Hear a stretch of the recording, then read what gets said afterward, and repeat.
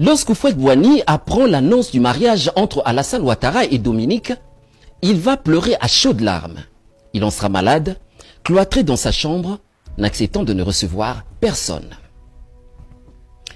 Le cœur meurtri, Houphouët-Boigny était amoureux de Dominique qui l'a façonné et hissé au sommet. L'histoire commence dans les années 80.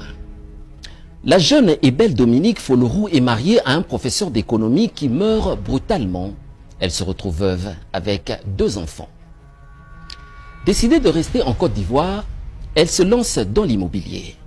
C'est à ce moment-là qu'elle tape à l'œil du président Houphouët-Boigny qui lui confie la gestion de son immense patrimoine. Sur sa recommandation, Dominique Folorou va également s'occuper des biens du richissime président gabonais, Omar Bongo.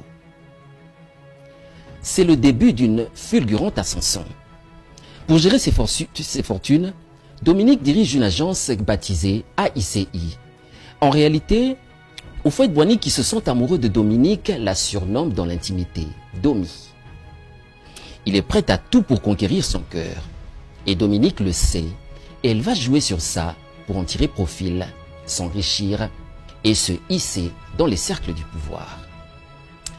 Depuis son divorce avec Kadija Racine Sow, le président ivoirien, bien que marié, continue de collectionner les maîtresses.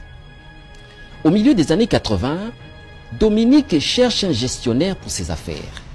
C'est alors qu'elle rencontre Alassane Ouattara, alors économiste ivoirien qui dirige un département Afrique du FMI à Washington. Dès lors, les 2 ambitions se nourrissent mutuellement. Quelque temps après, un câble révèle que Chirac, qui était très lié à Houphouët-Boigny, détestait Alassane Ouattara et avait une dent contre lui.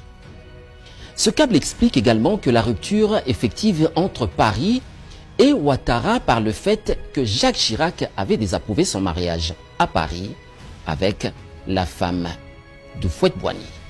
Chirac ne l'avait jamais pardonné, comme le révèle Wikileaks.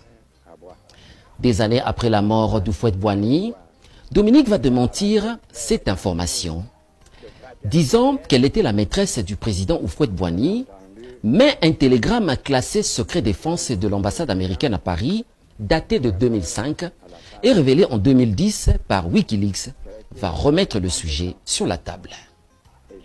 Voici les derniers mots de Houphouët-Boigny à Alassane Ouattara avant le mariage de ce dernier avec Dominique Folorou en 1991.